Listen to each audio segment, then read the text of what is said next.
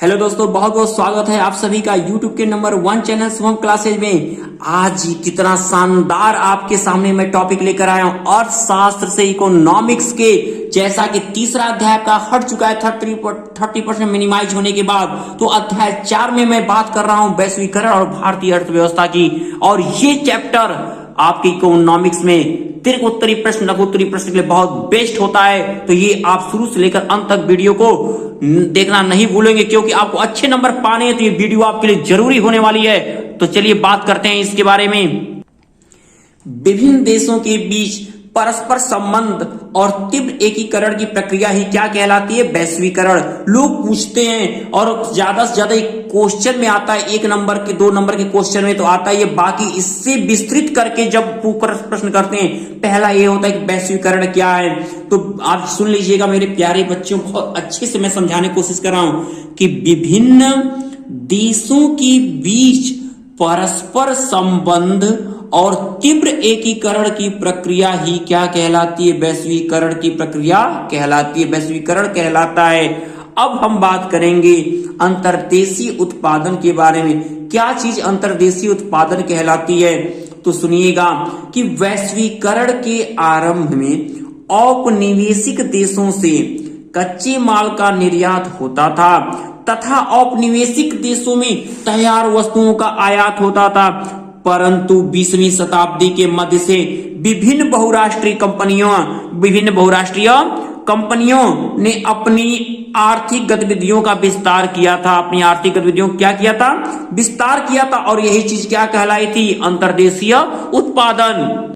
अभी बहुराष्ट्रीय कंपनियां कौन थी? तो बहुराष्ट्रीय कंपनियों का उत्पादन व नियंत्रक एक से अधिक देशों में होता है। वे अपने कारखाने वहां स्थापित करती हैं जहां सस्ते श्रमिक व अन्य संसाधन प्राप्त होते हैं। ये बहुराष्ट्रीय कंपनियां कहां पे अपने संसाधन अवेलेबल कराती हैं, कहां उपलब्ध कराती हैं? बहुत अच्छे से समझिएगा, कहां पर? वे अपने कारखाने वहीं स्थापित करते हैं जहां सस्ते श्रमिक यानी कम पैसे में मजदूर मिल जाएं और पूरे संसाधन भी उनको मौजूद हो जाएं। वहां पर अच्छी अच्छी कंपनियां वहीं पर क्या होती हैं? अपने कारखाने स्थापित करती हैं।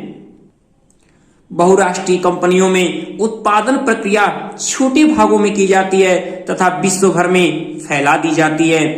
इनका उद्देश्य क्या होता है? लाभ कमाना होता है। इनका उद्देश्य क्या होता है? लाभ कमाना होता है। बहुराष्ट्रीय कंपनियों के विस्तार से लाभ क्या होते हैं? तो ये भी सुन लीजिए आप कि उत्पादन में विस्तार होने से ये कंपनियां अविकसित देशों में रोजगार के अवसर उत्पन्न करती हैं। क्या करती हैं? जब उत्पादन में लगातार विस्तार होता है तो जो भी कंपनी होती है वो अविकसित देशों में जहां पर विकास ज्यादा नहीं है वहां पे रोजगार के अवसर उत्पन्न करती हैं। और ये कंपनियां वस्तुओं और सेवाओं का उत्पादन विश्व स्तर पर करती है जो लाभप्रद होता है। यानी अगर जहां पर रोजगार नहीं, अगर यहाँ पर बहुराष्ट्रीय कंपनी लग जाए तो कितने लोगों को रोजगार के अवसर मिलेंगे? जब रोजगार बढ़ेगा तो जाहिर सी बात लोगों के अंदर काम करने की क्षमता बढ़ेगी और विकास भी होगा। तो ये चीजें हैं, बहुराष्ट्रीय कंपनियों से लाभ तो है ही बहुत। देशों के उत्पादन को एक दूसरे से जोड़ना। बहुराष्ट्रीय कंपनियों ने विदेशी प्रत्यक्ष निवेश के द्वारा विश्व भर में अपने कार्यालय स्थापित करके उत्पादन इकाइयां स्थापित की हैं। कभी कभी बहुराष्ट्रीय कंपनी स्थानीय कंपनियों के साथ मिलकर संयुक्त उद्यम स्थापित करते हैं। बहुराष्ट्रीय कंपनियां स्थानीय कंपनियों के साथ मिलकर भी उत्पादन करती हैं। जो भी बहुराष्ट्रीय कंपनी होती है वो छोटे बड़े सभी कंपनी के साथ एक साथ मिलकर उत्पादन करने का काम करती है, क्योंकि छोटी कंपनियां भी उनको अच्छी चीजें क्या करती है? प्रोवाइड करा सकती हैं। ये भी चीजें आती हैं, तब जाके उत्पादन एक दूसरे से जुड़ता है और ये देश एक दूसरे से जुड़ता है। लोगों का जो भी कंपनी का उत्पादन होता है हर देश से कोने कोने तक पहुंचने का यही देन है। अब बात कर लेते हैं विदेशी व्यापार और बाजार के एकीकरण के बारे में कि विदेशी व्यापार और बाजार का एकीकरण क्या है। तो देशों के बीच यानी मध्य वस्तुओं और सेवाओं के आवागमन की सुविधा हो जाती है। इससे क्या होता है कि जो देशों के बीच वस्तु और सेवा की आवागमन की स्थिति होती है वो बहुत अच्छी हो जाती है। बाजार में ग्राहकों के लिए वस्तुओं के विकल्प बढ़ जाते हैं। अगर बाजार बढ़ेंगे, बाजार लगेंगे तो ग्राहक क्या होगा? उनके लिए वस्तु खरीदने के लिए, अगर ये वस्तु पसंद है दूसरी वस्तु वो ले सकता है, तीसरे जगह दुकान पे जा सकता है, तो वहां वस्तु नहीं बस चौथे दुकान पे जा सकता है। तो इस बाजार किस लिए जरूरी है और इससे क्यों कि ग्राहकों को विकल्प मिलते हैं, बाजार में नई प्रौद्योगिकी और विचारों को बढ़ावा मिलता है, नई नई तकनीकियां आती हैं, नए नए विचार उत्पन्न होते हैं बाजार खुलने से, तो ये भी लाभ होते ही हैं। वैश्वीकरण, तो वैश्वीकरण के द्वारा भारत को वैश्विक अर्थव्यवस्था के साथ जोड़ना है। वैश्वीकरण के कारण उद्देश्य मुख्य क्या है इसका कि भारत को वैश्विक अर्थव्यवस्था के साथ जोड़ना। दूसरा, उन्नत तकनीक का उपयोग कर उत्पादन और गुणवत्ता में वृद्धि करना।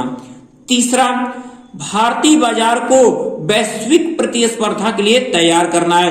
वैश्वीकरण क्यों जरूरी है, तो वैश्वीकरण के साथ भारत को वैश्विक अर्थव्यवस्था के साथ जोड़ना है, उन्नत तकनीक का उपयोग करके उत्पादन गुणवत्ता वृद्धि करना है, भारतीय बाजार को वैश्विक प्रतिस्पर्धा के लिए तैयार करना है। कितना इंपॉर्टेंट है, आप ये तीन तो आप पूरी अच्छे से आप एकदम कंफर्म तैयार करके रखोगे और ऐसी कई टॉपिक आपको मिलेंगे जो आपको खुद लगेगा कि ये चीज तो बहुत इंपॉर्टेंट और पूछा हुआ चीज है। प्रौद्योगिकी की बात कर लें, कुछ वर्षों में विगत परिवहन प्रौद्योगिकी में अत्यधिक उन्नति हुई है। दूसरा, वस्तुओं को कंटेनरों में रखा गया है जिससे इन्हें जहाजों, रेलों, वायुयानों एवं ट्रकों पर बिना क्षति के लादा जा सके। वैश्वीकरण में आईटी की भूमिका, तो आईटी की कितनी बड़ी भूमिका होती है सब लोग जानते हैं कि वैश्वीकरण के लिए आईटी बहुत जरूरी है। तो भूमिका और संचार प्रौद्योगिकी ने सेवाओं का विस्तार किया। क्या किया, सेवाओं का विस्तार किया और फिर दूरसंचार सुविधा का प्रयोग दूरवर्ती क्षेत्रों में संवाद स्थापित करने के लिए किया। अब ये दो चीजें रहा जिससे क्या हुई, इसकी भूमिका यानी जो टेक्नोलॉजी है वो गांव गांव तक पहुंची। विदेशी निवेश नीति की बात कर लें तो विदेशी प्रतिस्पर्धा से स्थानीय उद्यमियों को बचाने के लिए एक देश की विदेशी नीति को बनाता है। वर्ष 1991 से पहले विदेशी व्यापार, तो वर्ष 1991 से पहले सरकार ने विदेशी निवेश पर प्रतिबंध लगा रखा था। वर्ष 1950 से 1960 के बीच भारत ने केवल उर्वरक, मशीनरी तथा पेट्रोलियम के आयात की अनुमति प्रदान की थी। यानी उसके पहले व्यापार हमारा कैसा था, बहुत ही संकुचित व्यापार था। मशीनरी, पेट्रोलियम के जो आयात थे की अनुमति ही बस थी, बाकी और जो 91 से पहले था विदेशी निवेश पर पूरी तरह क्या था, विदेशी निवेश पूरी तरह प्रतिबंधित हुआ करता था हमारे इसी देश भारत में। नई आर्थिक नीति 1991 क्या है ये पूछता बहुत है, तो वस्तुओं में गुणवत्तापूर्ण सुधार के लिए यह नीति अपनाई गई थी। क्या कहोगे कि जो नई आर्थिक नीति 1991 है वो वस्तुओं में गुणवत्तापूर्ण सुधार करने के लिए बनाई गई थी। यह आर्थिक नीति WTO द्वारा समर्पित थी। किसके द्वारा, WTO द्वारा समर्थित थी। भारत पर वैश्वीकरण के सकारात्मक और नकारात्मक प्रभाव, सकारात्मक और नकारात्मक प्रभाव। तो सकारात्मक क्या प्रभाव रहे कि वैश्वीकरण के कारण नए उद्योग स्थापित होने से रोजगार के नए अवसरों का सृजन भी हुआ। दूसरा, उद्योगों को कच्चे माल की आपूर्ति करने वाली संस्था, कंपनियों का विस्तार हुआ। यानी वैश्वीकरण हुआ तो जो उद्योगों को कच्चे माल मिलने थे इससे अलग अलग संस्थाएं भी क्या हुई, साथ साथ ही संस्था भी विकसित हुई।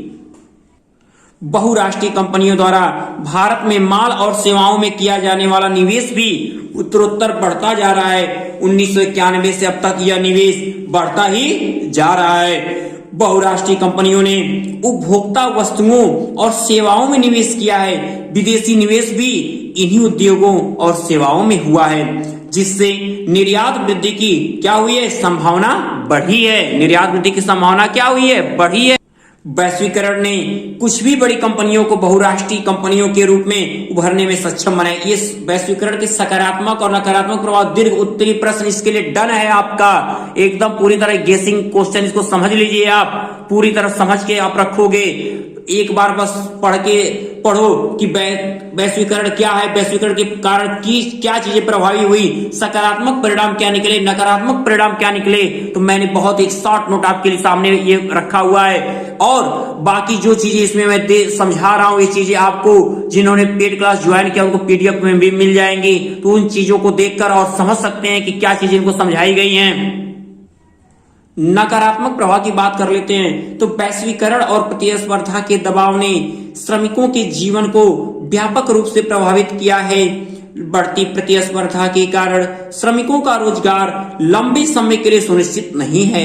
जहां पहले कारखाने श्रमिकों को अस्थायी आधार पर रोजगार देते थे, वहीं वे अब अस्थायी रोजगार देते हैं। पहले कंपनियां अस्थायी रोजगार देती थी, आज अस्थायी। कब वो हटा दे आपको, ये कोई गारंटी नहीं है। इसलिए अब आपको खुद अपनी मेहनत और लगन के साथ कंपनी के साथ जुड़ना होगा, तब आप रह पाओगे, ताकि श्रमिकों को वर्ष भर वेतन न देना पड़े।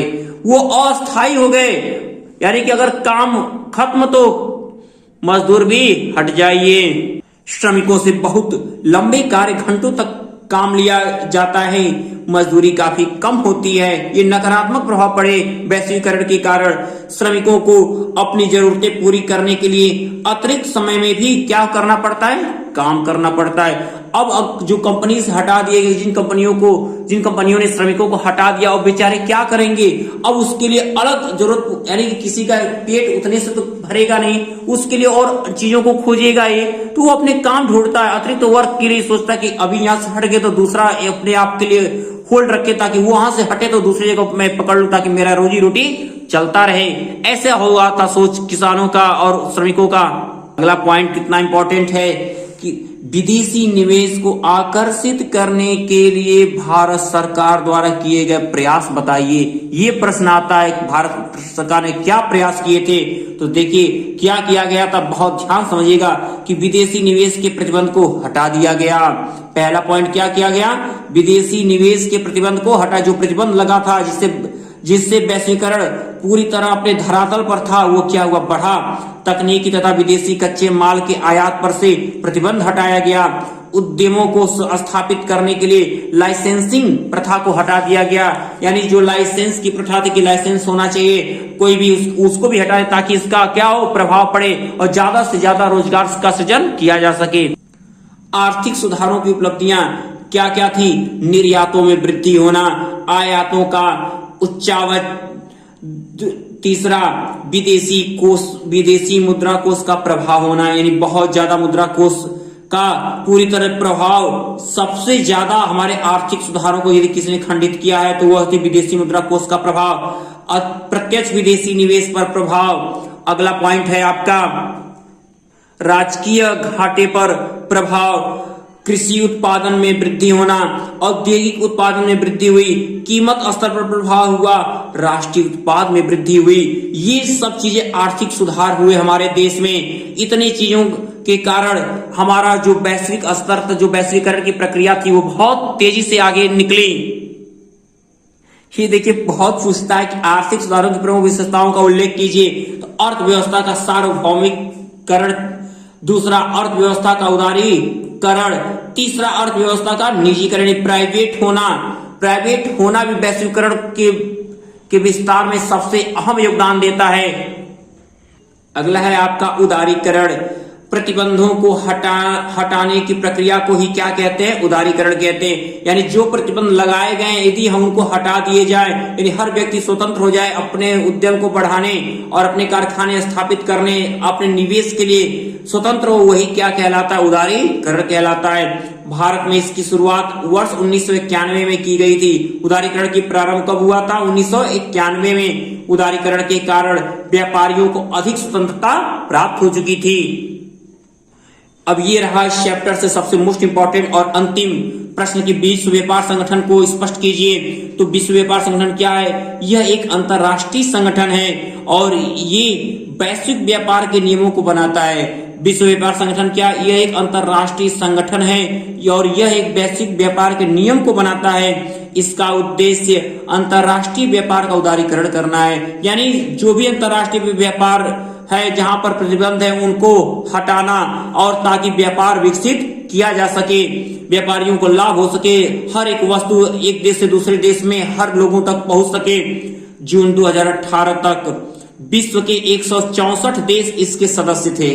कितने देश, 164 देश इसके सदस्य थे। और विश्व व्यापार संगठन का मुख्यालय जिनेवा स्विट्जरलैंड में स्थित है। विश्व व्यापार संगठन का मुख्यालय अगर पूछ दिया अगर बहुविकल्पीय प्रश्न में तो क्या दोगे? जिनेवा। जिनेवा कहाँ पड़ता है? स्विट्जरलैंड में स्थित है। तो मेरे प्यारे बच्चों, मैं उम्मीद करता हूं कि जो आज का ये चैप्टर जिस तरीके से आपने समझा है शुरू से लेकर अंत तक, तो बहुत पसंद आई और इसी मेहनत के साथ आप इसको और भी आगे इसे एक बार रिवाइज कर लिए तो सोच जाओ कि इससे आने वाला हर एक प्रश्न का उत्तर आपके माइंड में होगा और देखते लिखने इतना तेजी से लिखोगे कि मैं तो उम्मीद करता हूं कि आप पूरे नंबर प्राप्त करने की आपकी जो कोशिश है उसमें कामयाब भी हो जाओगे। तो मेरी तरफ से बहुत शुभकामनाएं हैं। तो जिसने भी इस चैनल को अभी सब्सक्राइब नहीं किया वो जल्द से जल्द इस सोहम क्लासेस के चैनल को सब्सक्राइब कर लें ताकि आगे की मोस्ट इंपॉर्टेंट वीडियो आपको मिलती रहे। तो और जिसने अभी लाइक और शेयर नहीं किया है वो ज्यादा से ज्यादा इस वीडियो को लाइक करें और शेयर भी करते रहें ताकि आपका ये जो चैप्टर है बाकी साथियों को भी मिल जाए और वो भी अपनी तैयारी अच्छे से कर सके और जल्द से जल्द वो पेड क्लास ज्वाइन करके पूरे क्लास को एक अच्छे क्लास के रूप में आगे बढ़ाने की प्रक्रिया अपनी बढ़ा सकें। तब तक के लिए गुड लक मेरे डियर।